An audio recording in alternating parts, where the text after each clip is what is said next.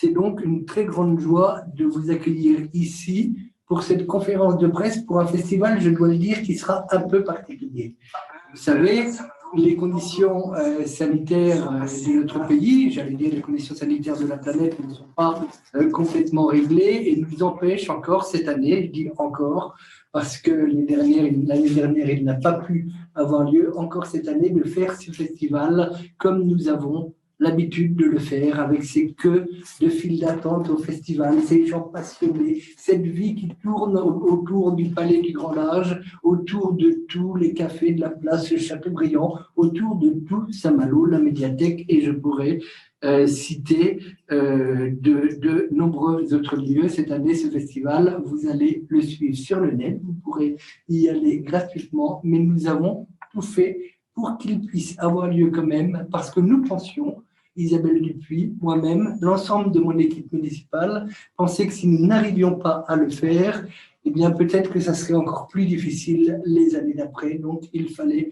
réenclencher les choses pour cet événement à Saint-Malo. Et puis, ce festival, chère Mélanie Lebris, c'est aussi un peu un festival particulier parce que ça sera bien sûr, et vous le savez tous, le premier festival sans Michel Lebris, qui a été le fondateur de ce grand événement de Saint-Malo, le fondateur d'Étonnants Voyageurs. J'avais eu cette chance, vous savez, de rencontrer Michel Lebris en même temps que René Coineau. On pourrait associer complètement le nom de Michel Lebris à René Coineau.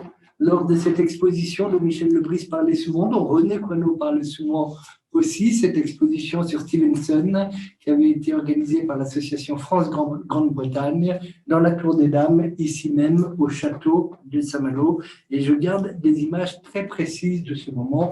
J'étais un tout petit assistant parlementaire, mais je me faufilais discrètement, sans rien dire, un peu partout, tant que j'étais avide de savoir ce qui se passait. Eh bien oui, Michel Lebris, nous penserons très fort à lui pendant ce festival. Nous pensons toujours à lui. Et puis je dois vous dire que l'affiche me fait penser à lui. Et Dieu sait si l'affiche, c'est important pour ce festival. L'affiche, c'est le premier signe du festival à Saint-Malo. Quand nous la voyons apparaître sur nos panneaux de Saint-Malo, eh bien nous nous disons, ça y est, Étonnant Voyageur revient. L'équipe va revenir. Nous allons voir débarquer ces hordes d'écrivains voyageurs qui vont arriver dans la cour du château le samedi midi pour ensuite enchaîner sur des conférences, sur des signatures, sur toute une série de choses que nous connaissons bien qui tournent autour de ce festival. Et bien l'affiche du festival, oui, c'est vrai, elle regarde au loin, elle regarde l'horizon, comme si nous essayions d'apercevoir Michel Lebris, dont je suis sûr l'esprit va régner tout au-dessus de ces festivals et des festivals qui vont suivre. Voilà ce que je voulais vous dire en guise d'introduction. J'ai vraiment beaucoup de plaisir à retrouver cette équipe autour de moi, vous dire que vous êtes les bienvenus à Saint-Malo. Vous êtes ici chez vous et je souhaite que nous fassions tous ensemble pour que ce festival soit une véritable réussite. Merci beaucoup, monsieur le maire. Merci vraiment beaucoup. Alors ça, vous parliez de l'affiche tout à l'heure. Ça, on doit dire, c'est le grand talent de Mélanie qui choisit les affiches d'Étonnants Voyageurs depuis de nombreuses années, des affiches qui plaisent beaucoup en plus à notre public. Alors, je vais peut-être, avant de donner la parole à Mélanie, je peux dire un petit mot juste sur l'affiche. Bien sûr, Mélanie. Je suis très heureuse qu'on ait pu faire cette affiche-là parce que Michel l'a vue, en fait. Et je regardais un documentaire sur le romantisme à la télé et je suis tombée sur un extrait où il comparait cette affiche à l'affiche de Caspar David Friedrich, Le Moine au bord de mer. Ouais. Et donc, c'est un petit peu deux tableaux qui se parlent entre eux. Et le tableau de Friedrich était la couverture de L'Homme aux semelles de vent. Et donc, j'étais vraiment frappée par la similitude des deux tableaux. Et je trouvais ça très, très beau parce que c'était à la fois un salut joyeux et puis un au revoir. Et je me suis dit, tiens, c'est une jolie affiche. Et donc, Michel a pu la voir en grande partie. Très bien.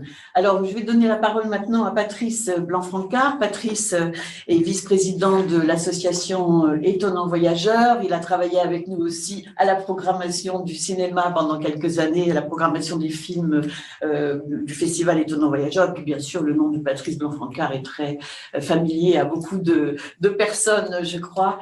Mon cher Patrice, à toi de nous dire un mot. D'abord, je voudrais dire à quel point c'est vrai, on va en reparler encore, mais cette affiche, elle représente tellement pour moi ce qu'est Étonnant Voyageur. Parce que ce chapeau, ce signe de ce voyageur qu'on pense tel de Gustave Courbet, il est un élan vers ce qui vient vers nous. Et ça a toujours été, à mon avis, dans la pensée de Michel, de dire ce qui vient, mais de dire non seulement ce qui vient, mais de dire ce qui est. Parce que nous sommes toujours en fait, aveugle devant un présent qui est insaisissable. On est toujours soit en train d'avoir cette nostalgie du passé, c'était mieux avant, comme ça, cette espèce de besoin d'un futur qu'on ne sait pas vraiment comment qualifier et comment mettre la main sur le temps présent qui fuit à chaque seconde. Et je crois que ça, pour moi, c'est la destination absolue d'Étonnant Voyageur. Je voulais dire aussi que cette année, et bien sûr, vous l'avez tous dit, ce sera un festival différent. Parce que c'est un festival, on va dire, hybride. Les bagnoles sont hybrides, tout est hybride aujourd'hui. Mais bon, c'est hybride dans la mesure où, quand on ne peut pas avoir, pour des raisons sécuritaires que tout le monde peut comprendre, de gens avec nous, de ceux qui viennent chaque année voir le festival, et avoir ce merveilleux contact qu'on a avec les auteurs. C'est ça qui est merveilleux. Pouvoir prendre un café à l'Univers ou au Châteaubriand, n'importe quel des grands centres presque culturel maintenant de Saint-Malo, c'est un privilège unique, quoi. Pour moi, c'est la rencontre qui est vraiment la mesure de ce festival. Donc, hybride, pourquoi? Eh bien, hybride parce qu'on va faire comme tout le monde fait depuis 1 an et demi.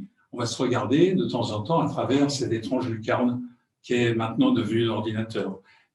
Moi, quand les enfants sont un peu partout en France, quand je veux les voir, j'allume mon truc et je fais une URL truc, je dis, comment ça va? Bon, avec nous, ça va être pareil. Sauf que vous allez avoir un écran sur lequel, quand vous allez cliquer sur l'URL étonnantvoyageur.com, vous allez avoir 4 petits écrans sur votre droite et un grand sur la gauche. Et sur les 4, vous pourrez choisir celui qui correspond le mieux à votre sensation du moment.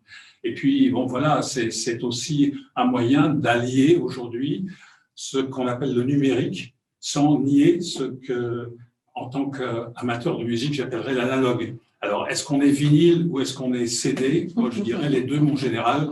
Et c'est ça qui va permettre à Étonnant Voyageur aujourd'hui de continuer à garder cette étonnante présence qui est celle du festival. Voilà, je ne serai pas aussi long que Michel l'a été avant. J'ai moins de choses intéressantes à dire. Donc, Maëlle, et puis l'avantage aussi de ces 4 salles qui vont fonctionner en simultané, c'est qu'il y aura ensuite la possibilité, tous les temps futurs, de regarder de nouveau et de pouvoir revoir des conférences ou des entretiens ou des débats que l'on n'aura pas vus pendant le festival. Tout à fait. Michel adorait l'idée de la frustration. Ça, dans le festival, c'était un grand thème. On essayait de contenir un peu. Mais là, pour le coup, ce sera vraiment possible. Même nous, on va continuer à faire vivre le festival dans les jours et les semaines qui vont suivre l'événement. Et là, pour le coup, si quelqu'un veut tout voir, il pourra tout regarder. Donc, c'est vraiment, on conçoit ça comme 4 chaînes de télé qui vont diffuser en simultané, donc du samedi 22 au lundi 24, inclus de 14h le samedi à 19h et puis de 10h à 19h tous les jours. Voilà, avec aussi de l'éditorialisation aussi du contenu sur notre site internet. Voilà, c'est un festival, on tenait vraiment à garder cette présence des auteurs sur place parce que le festival, c'est aussi un lieu où les auteurs se rencontrent entre eux. Ils rencontrent aussi le public et ça, évidemment, c'est un manque cette année, mais au moins, on se disait de garder cette présence humaine où les auteurs, pendant un débat, vont pouvoir vraiment se parler. On ne l'a pas dit, ils seront là. Ils seront là. Et c'était aussi dans l'idée de garder aussi une vraie qualité de rencontre, parce qu'on ne débat pas pareil à distance face à un écran, c'est quand même pas la même chose. Et donc de faire venir aussi les animateurs sur place pour animer ces rencontres et garder vraiment des rencontres de qualité. Donc, je pense que tous les auteurs là sont ravis de se déplacer. Donc, il y aura 50 auteurs présents à Saint-Malo. Donc, ça n'a pas été une mince affaire de choisir 50 auteurs. Oui. Donc, il y avait deux solutions. Soit, parce que je sais que certains sont sûrement frustrés de ne pas être dans cette édition cette année, mais il a fallu faire ce choix de se restreindre à 50 auteurs. Michel, on a choisi en fait j'ai l'impression que voilà, le plus bel hommage qu'on pourrait lui rendre là, c'est que le festival ait lieu. Et je me suis dit que c'était ce qu'il fallait faire, parce qu'il en rêvait déjà de cette édition-là. Tous ces questionnements du monde qui vient le passionnaient. Et je pense que vraiment cette édition, elle est pour lui. Et quelque part, je dirais même en travaillant sur la programmation, il était presque avec moi. Je me rendais compte en fait que je dialoguais mentalement avec lui en imaginant les rencontres, en imaginant ce qu'il dirait. Lui qui rêvait de pouvoir participer à absolument toutes les rencontres, chaque festival. Qui courait de l'une à l'autre. Donc là, il va pouvoir les voir. Donc voilà, 3 jours qui vont être intenses, qui vont être précédés par une journée scolaire et des auteurs qui vont venir en amont aussi. Donc la journée scolaire se déroulera en visio et aussi en direct sur Internet avec les classes, puisqu'il y a des classes de toute la Bretagne. Donc on n'avait pas d'autres solutions. On va quand même essayer de développer là dans les jours qui viennent quelque chose avec les établissements malouins pour permettre aussi aux classes de pouvoir rencontrer les auteurs présents à Saint-Malo. Donc on a demandé à quelques auteurs aussi de venir en amont, ce qui va permettre aussi de faire vivre le festival à Saint-Malo quand même pendant ces 3 jours. Aussi en impliquant plusieurs librairies aussi de Saint-Malo qui étaient aussi partantes pour des signatures, la Grande Passerelle aussi qui va nous permettre aussi de faire quelques signatures. Donc voilà, on espère que la ville va battre au rythme du festival malgré l'absence du public, mais voilà. Le public il sera là par derrière. Il sera là, oui. Ouais. On ne le sentira pas de la même façon, mais on sait bien qu'il y a des gens qui sont extrêmement attachés à notre festival, qui seront aussi d'autres qui vont le découvrir peut-être justement. Oui, parce que c'est aussi une possibilité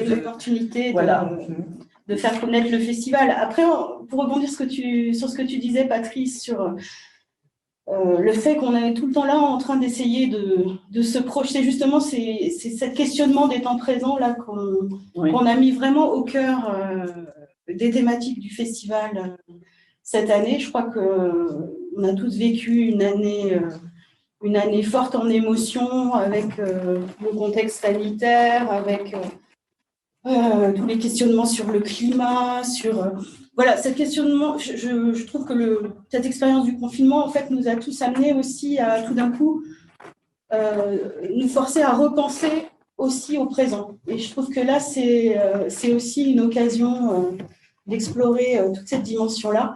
Aussi en faisant venir des essayistes qui entreront en dialogue avec les romanciers sur toutes ces questions-là. Donc, il y a pas mal de scientifiques aussi qui seront là. Oui, alors ça, c'est une des choses que je voulais dire et qui est peut-être peu connue. Michel Lebris était vraiment aussi un passionné de sciences. Tout à fait, ouais. Il connaissait beaucoup des travaux de scientifiques. Il était d'une curiosité insatiable. Et c'est vrai que depuis quelques années, on a de plus en plus d'invités scientifiques qui viennent dialoguer avec les littéraires. Et ça donne quelque chose de formidable. Et de science-fiction. Et de Parce que ce qui m'a frappé ce dernier week-end, c'est de voir des images que j'avais rêvées dans ma tête à la lecture d'innombrables livres que nous avons partagés, Michel et moi, parce qu'on a à peu près la même lecture de science-fiction depuis les années 50. Et puis vous êtes de vieux complices, vous étiez de vieux complices. Et de voir se séparer ce module de la capsule spatiale, c'est quelque chose que je me dis, mais c'est pas possible, je rêve, je suis en train de rêver.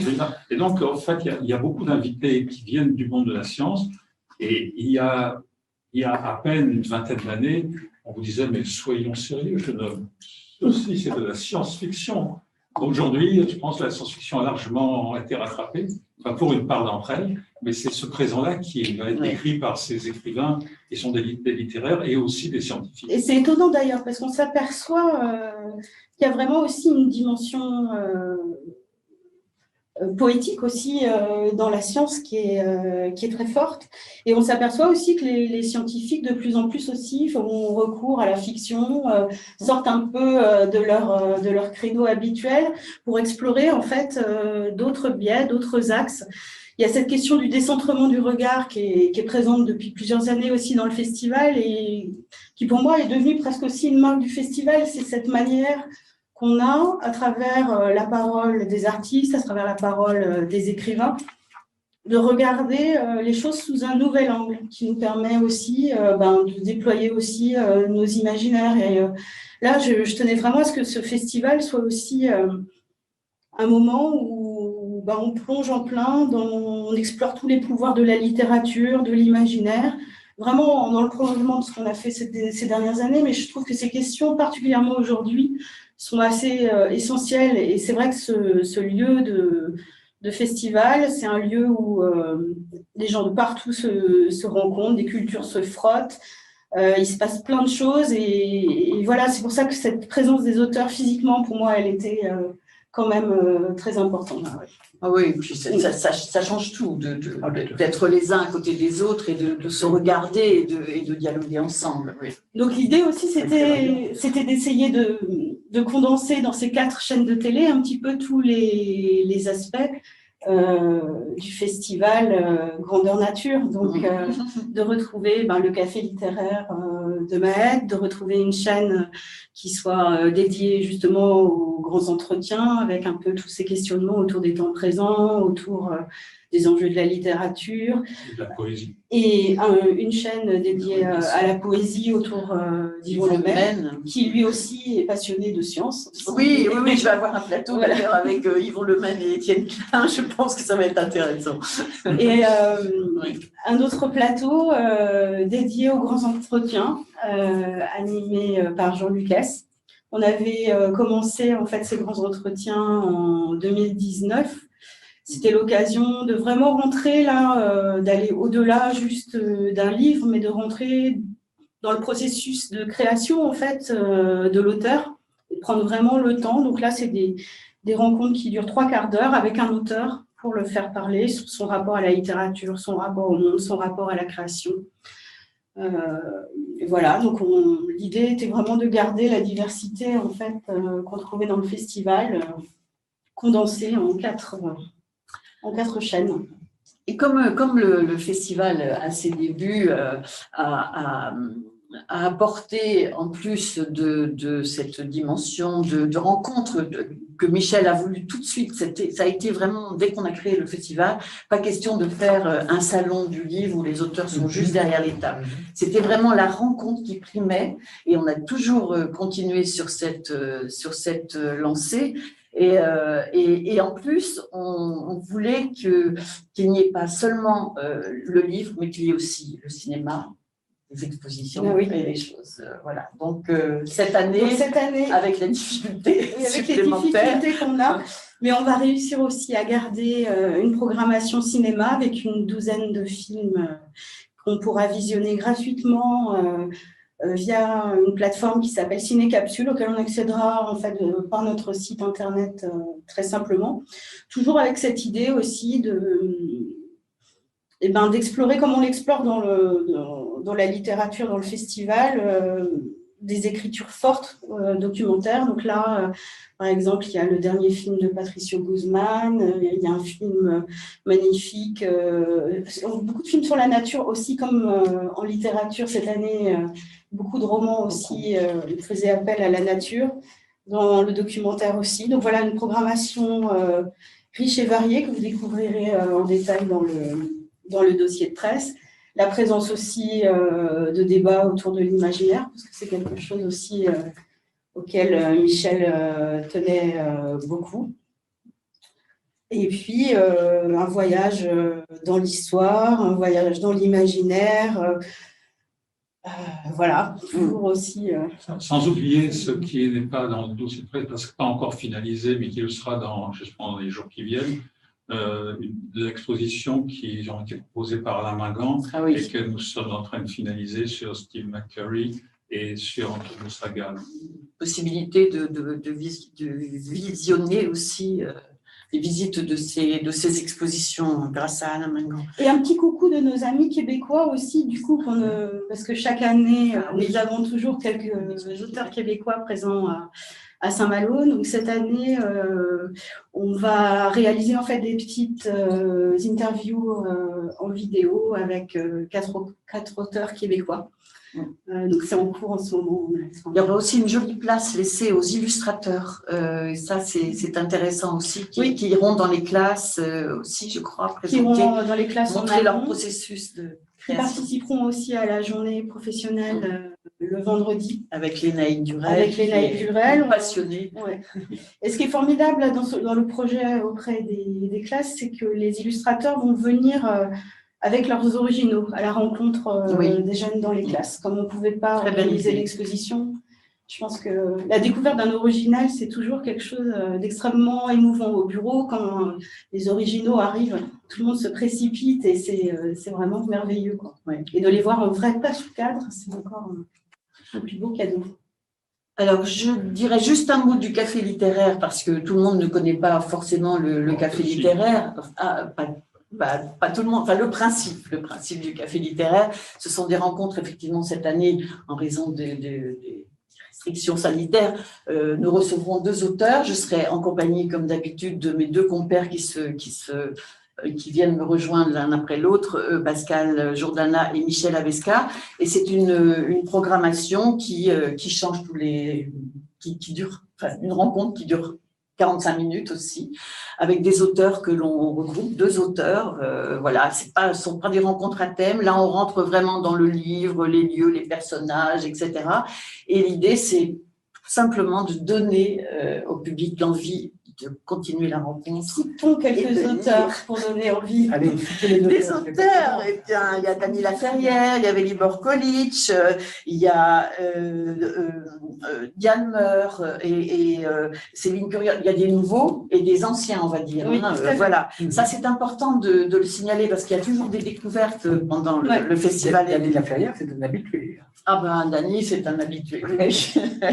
Il aime venir, je crois aussi. Jean-Marie Blas de Robles et Hubert Haddad aussi, qui font partie de la famille Georges-Olivier Château-Renaud, Serge Joncourt, Olivier Truc. Simone Schwarzbart, qui nous fait l'amitié aussi de venir cette année. Oh, il y en a beaucoup d'autres, Carole Martinez.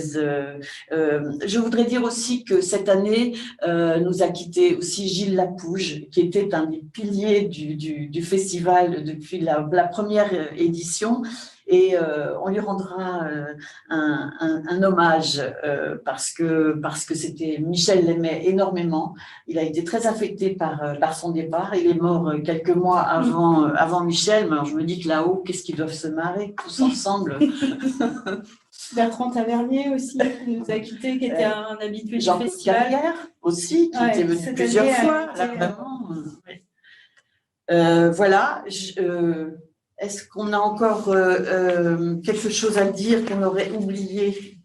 Réfléchissons, non, je ne crois pas. Hein. Je crois qu'on a un petit peu balayé le tout. Donc, on va vous demander la parole à Isabelle Dupuis, donc, qui est adjointe aux affaires culturelles, adjointe à la culture auprès de vous, monsieur le maire, et que avec qui l'on fait connaissance. Voilà. Oui.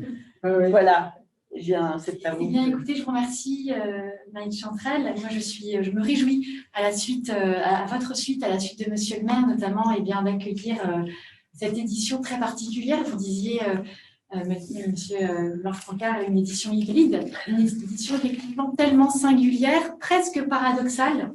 C'est comme si le festival n'avait jamais été aussi nécessaire que l'année même où il est singulièrement amené à repousser ses limites et à trouver voilà, à se transformer. Il nous semble à tous vital aujourd'hui de réinventer l'extraordinaire héritage que laisse Michel Lebris, alors que le festival qu'il a créé avec quelques compagnons, et vous en êtes, Maître Chantrel, eh bien, fête ses 30 années d'existence, ce n'est pas rien.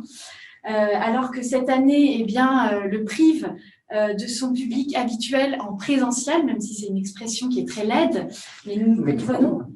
Et alors qu'on n'a jamais eu autant envie ni besoin de la parole libre et de la vision créatrice des artistes voyageurs qui viennent à Saint-Malo.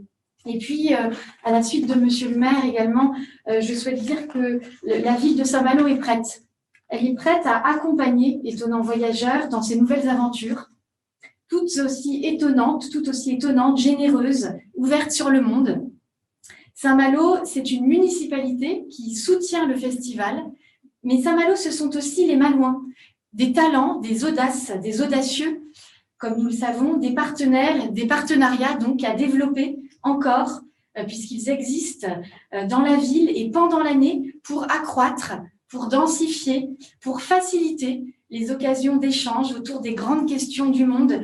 Oui, vraiment, cet ancrage local qui existe, nous souhaitons vraiment le développer avec Étonnant Voyageur. Et cette année, il y a bien un festival dans la ville, dans la mesure des possibilités. Je rappelle également, comme vous, les dédicaces dans les librairies malouines. Je rappelle aussi ces rencontres et ces ateliers qui sont prévus dans les établissements scolaires et c'est essentiel. Et puis, voilà, il y a des partenariats qui sont en train de naître avec des associations locales reconnues. Je pense notamment à l'association littéraire L'Ancre Malouine qui apportera sa pierre à l'édifice. Et d'ailleurs, la programmation inédite d'un festival en ligne et gratuit, elle est imposée par la situation sanitaire, mais paradoxalement, eh bien, elle est l'occasion d'une expérimentation qui est passionnante puisqu'elle élargit considérablement les conditions d'accès et les possibilités d'audience du festival. Voilà. Et puis quelques commentaires, mais il y aurait tellement à dire sur ce foisonnement de rencontres, de découvertes, quelques commentaires sur le programme qui est époustouflant une fois de plus. Il n'est pas aisé de mettre en lumière telle ou telle pépite. Je souhaiterais saluer une pépite en particulier que vous avez évoquée, Maître Chantrel. Elle est située hors des murs du Palais du Grand Large, au centre de la ville, dans le pôle culturel de la Grande Passerelle. Elle est un témoignage d'amitié d'artistes, illustrateurs fidèles au festival depuis 30 ans. Je veux parler de l'exposition autour de l'art postal que vous découvrirez dans le dossier de presse, porté par Léanique Durel, que j'ai pas encore eu la chance de connaître, étant donné le contexte sanitaire, mais dont je sais que c'est elle qui organise depuis 30 ans ces expositions. Et les auteurs, c'est un clin d'œil particulièrement cette année, lui ont fait l'amitié de répondre présent sous forme de lettres, d'enveloppes artistiques adressées au festival. Voilà, il y aurait tellement de choses à dire sur la richesse des auteurs que vous accueillez. J'ai envie de reparler comme Monsieur le maire juste d'un, mais il y en a tellement. C'est Dany Laferrière, parce qu'avec tout ce qu'on ne te dira pas, Mongo, il va présenter un livre et puis revenir auprès du public d'Étonnant Voyageur en incarnant, si c'est possible, j'ai envie de dire presque toute l'ambition du festival, puisque voilà, on a un auteur haïtien, canadien, de l'Académie française, donc de langue française, une littérature décentrée, vous en parliez, Mélanie, ouverte sur le monde, et singulièrement, voilà, pour Saint-Malo, c'est particulier puisque Dany Laferrière, dans ce livre et en général, fait une déclaration d'amour au Québec. Évidemment, Saint-Malo et le Québec, eh bien, c'est une grande histoire. Donc voilà, on a un auteur ici passionné par ce territoire, cette société, cette culture où il a vécu 40 ans et dont il donne quelques clés. Et n'oubliez pas en plus qu'il a écrit « Je suis un écrivain japonais ». Alors, Histoire de bien brouiller les Voilà. pistes. Voilà. Merci beaucoup. Merci, Isabelle. Merci à vous. On va peut-être. On n'a pas parlé des prix, Mélanie, mais bon, Ouais. on peut les découvrir dans le dossier de presse. Tu veux les citer Donc, quand même? le prix Ouest France étonnant voyageur qui se poursuit cette année. On attendait là de connaître les conditions sanitaires pour voir dans quelles conditions ça pourrait se dérouler, mais il semblerait que ça puisse se faire cette année. Et on Donc, donnera le résultat à donc, 14 on heures. donnera le résultat au Café littéraire à 14h le Dimanche. dimanche. Le Grand Prix de l'imaginaire, du coup, je pense que là, ça va être une retransmission en vidéo des remises de prix. Le concours de nouvelles. Le concours de nouvelles, chaque année aussi, depuis combien d'années Je pense qu'on a dû démarrer 3 ans après le début du festival, en 93 ou 94. Plus de 25 années. Et là, on a été étonnés en cette année de confinement de voir à quel point les jeunes, en fait, se sont mobilisés pour ce concours de nouvelles, dont le parrain était Franck Bouys. Donc, Il sera là aussi. À Saint-Malo. J'en oublie sûrement. Bon, de toute façon, c'est Tout est dans le dossier de presse. Ce que l'on va peut-être voir maintenant, c'est si certains d'entre vous qui nous écoutez avaient des questions à nous poser. Alors, je vous demanderais peut-être je ne vous vois pas, mais de vous présenter avant de poser votre question, s'il vous plaît. Est-ce qu'il y en a des questions? Est-ce que les micros sont coupés? Il faut ouvrir vos micros si vous voulez poser des questions. Là, ils sont. Oui, bonjour. Alors, Florence Peter, je ne sais pas si vous m'entendez. Je oui, vais très mettre la bien, lumière. très bien. Voilà, bonjour. On vous voit. Voilà, j'avais une question. Je voulais vous demander si les journalistes pourraient assister à des choses ou. Alors, je crois que ça va être compliqué d'assister à des choses parce que seules les personnes qui interviennent en fait pourront rentrer dans le Palais du Grand Large. Demain, on va voir justement comment on va s'organiser. Je pense qu'il y aura de toute façon une salle de presse avec la possibilité de rencontrer les journalistes et aussi sûrement de suivre de rencontrer les auteurs, pardon. Mhm. Sûrement aussi de suivre les rencontres. Donc, on est en train de réfléchir là-dessus. Oui, On a d'accord. aussi des techniciens, évidemment, dans chaque salle, donc ça fait un peu plus de monde encore. Pour vous expliquer exactement, on a ce qu'on appelle une jauge maximale pour le moment, qui est D'accord. de 6. Donc là-dedans, il faut compter les auteurs, les animateurs et les techniciens. Au-delà de ça, il n'y a plus énormément de place. Donc si on peut le faire, on le fera, soyez-en assurés. D'accord. Ce qu'on peut faire éventuellement, c'est après aller interviewer dehors les écrivains, si vraiment. Enfin, Et si on a la chance d'avoir les terrasses, oui, c'est ça. ou la plage, hein. Enfin bon, il faut. Mais ils seront ravis d'aller à la plage avec vous. Hein. Est-ce qu'il y a une autre question? Merci. Bonjour, Philippe Delacote. Oui, Philippe Delacote. Bonjour Philippe. Raph Saint-Malo. Juste, ça a été vite. Patrice Blanc-Francard, c'est quoi son titre? C'était tellement vite. Les titres sont extrêmement importants. Alors, Oui, mais non, mais c'est pour moi. Pas immédiatement. Non, c'est vice. Ah oui, c'est vrai. Il faut que je reprenne mon masque pour ça. Le titre, c'est vice-président, et c'est un titre que j'ai pris lorsque la maladie de Michel a été telle qu'il fallait que quelqu'un puisse prendre les affaires en main, ce que j'ai fait.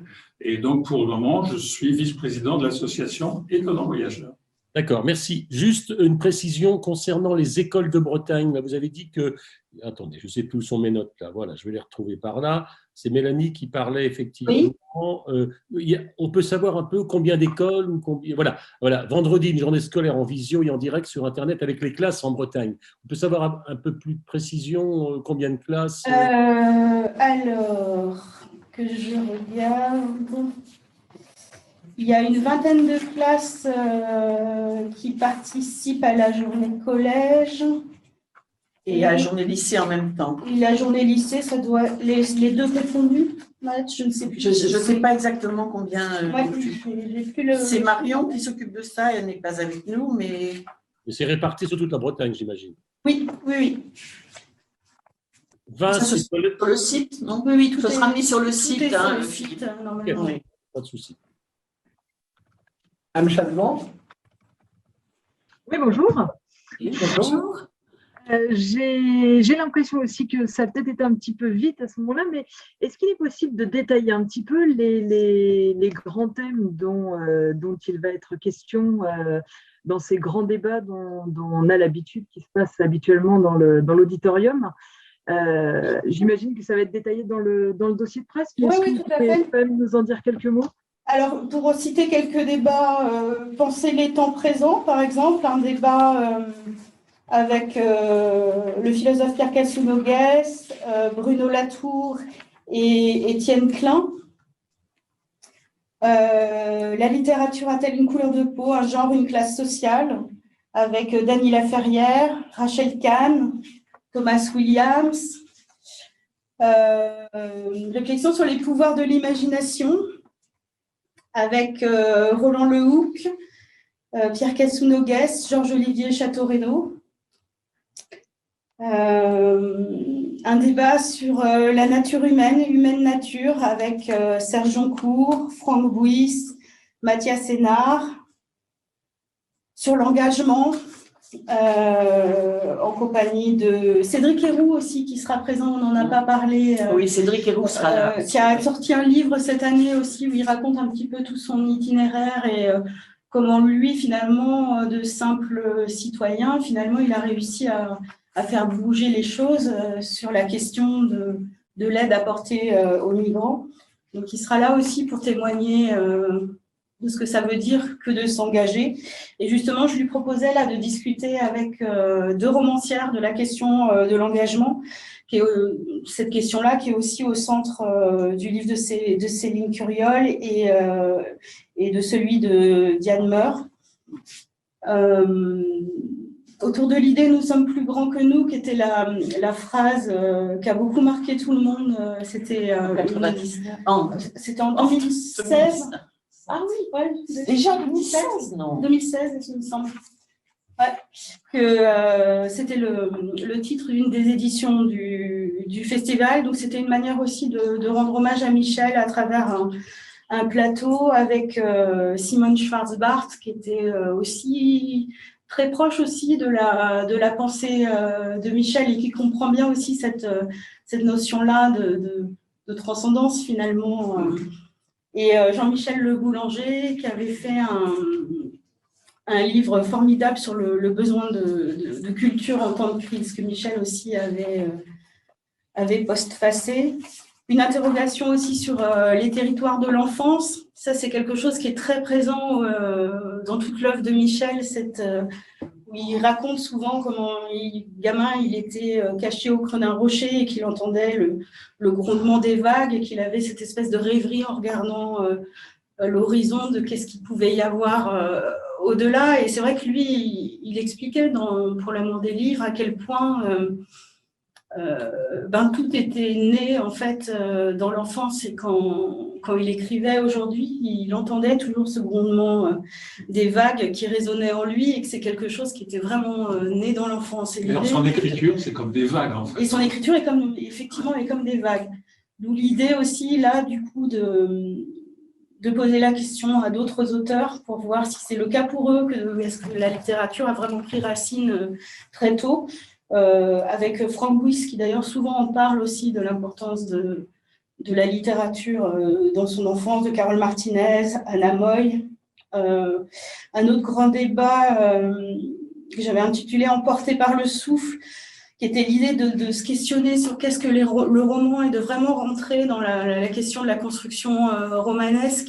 Alors là, cette année, on a 3 gros pavés qui sont assez exceptionnels, et je pense que Mathias Sénard, Olivier Château-Renaud et Céline Curiol, des livres de 800 pages. Ouais, des livres qui auraient ravi Michel, qui aurait dit « Moi, le mien faisait 1000. » Oui. Ah, il était gros.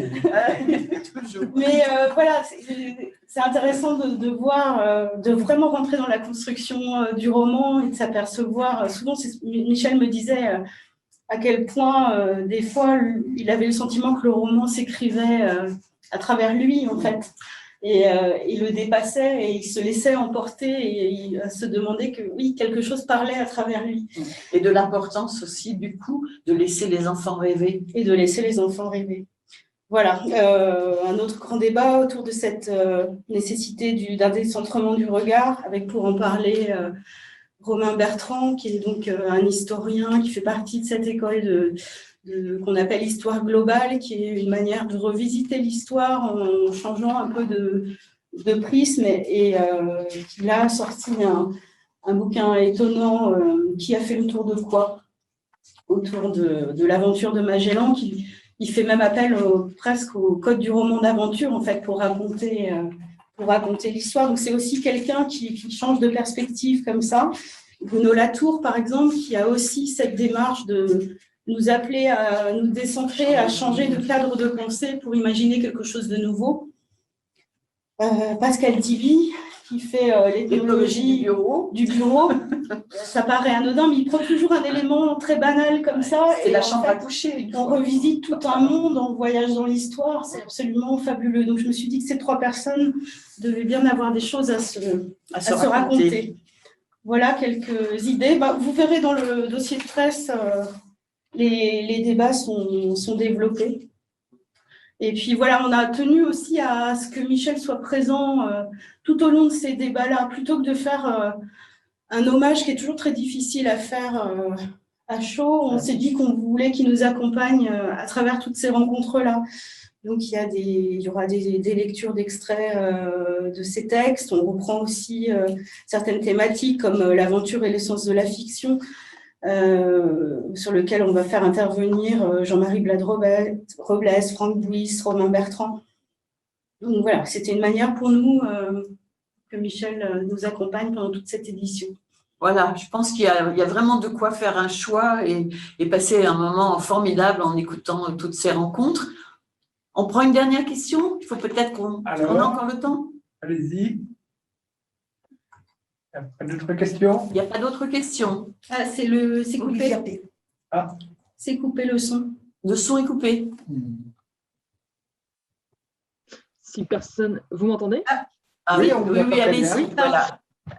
Juste, si personne n'a d'autres questions, j'en profite d'en poser une autre. Vous disiez tout à l'heure que c'était très compliqué, effectivement, on veut bien vous croire, de choisir 50 auteurs pour vous accompagner. Comment est-ce que vous avez fait justement ce choix et cette sélection? Du coup, ça s'est fait un petit peu par rapport aux thématiques qu'on avait envie comme ça de déployer. Du coup, on était un petit peu moins contraint, même si ce n'est pas vraiment une contrainte, mais par l'actualité littéraire pure. Et du coup, moi, je me suis un peu comme ça laissée guider par rapport aux thématiques qu'on envisageait. Donc, c'est vrai qu'il y a une frustration parce qu'il y a beaucoup d'auteurs proches du festival, proches de Michel.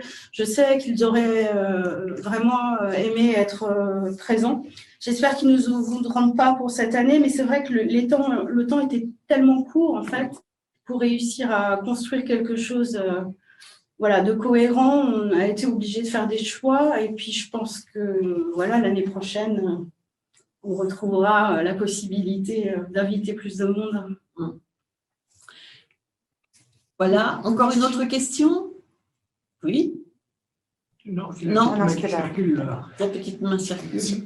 Madame Peter, vous voulez poser une autre question ou vous avez laissé votre micro? Non.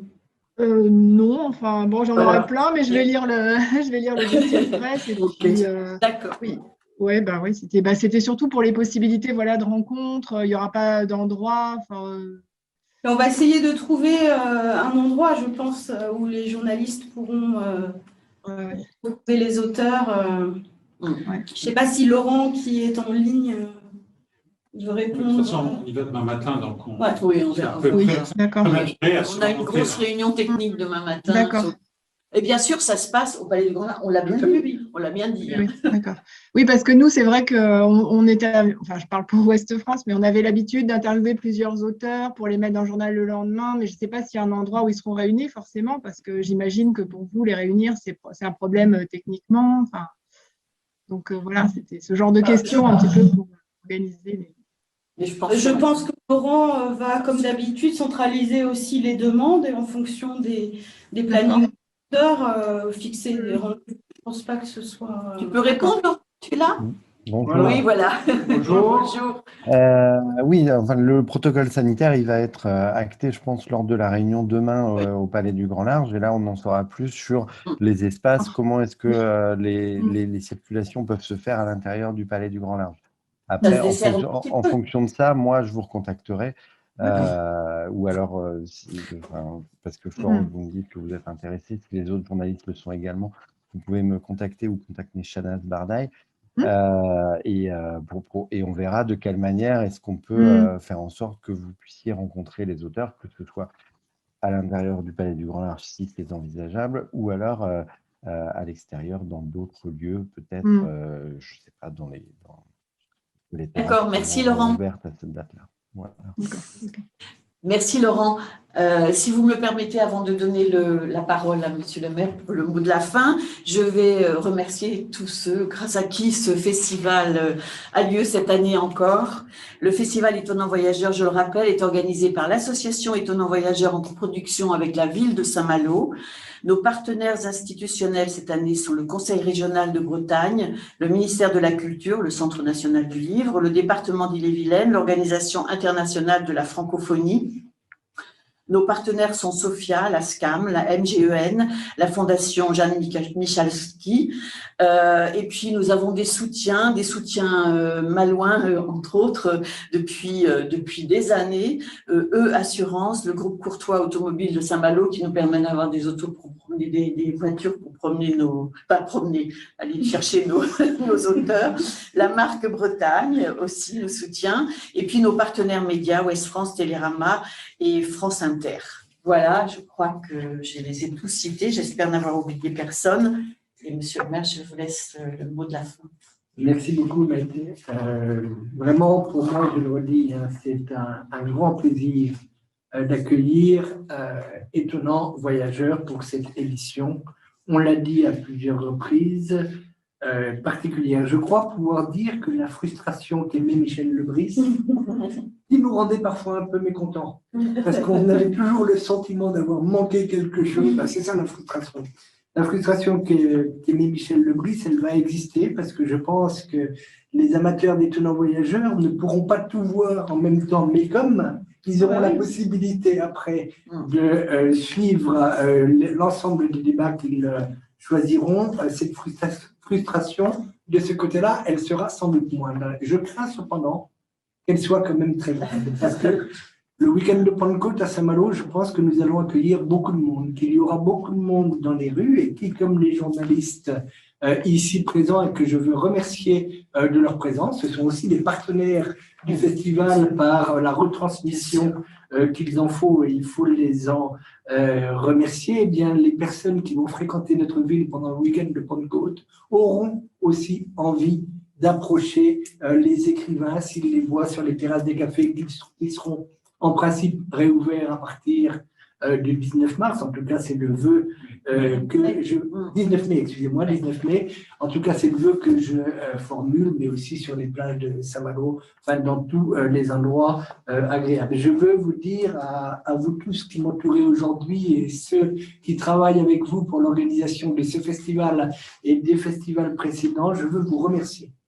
Vous dire vraiment merci d'avoir tenu bon pour que ce festival particulier puisse avoir lieu avec Isabelle, avec le Conseil régional de Bretagne, les collectivités qui participent. Nous avons suivi toute son évolution depuis le décès de Michel Lebris, et vraiment, je mesure tout le travail qui a été fait pour que cela continue, et vraiment, je veux vous en rendre hommage. Et puis, tous les journalistes ici présents le savent, vous le savez aussi, notre pays vit des situations un peu particulières en ce moment, beaucoup de tristesse, beaucoup de renfermement sur soi. Les liens ont eu tendance à se distendre un petit peu du fait du confinement. Eh bien, nous avons besoin de cet enchantement du festival. Je vais citer Jean-Michel Le Boulanger, qui réaffirmait dans le livre que vous avez cité tout à l'heure, le besoin de culture pour réenchanter le monde et réenchanter l'avenir. Eh bien oui, nous avons besoin de cela.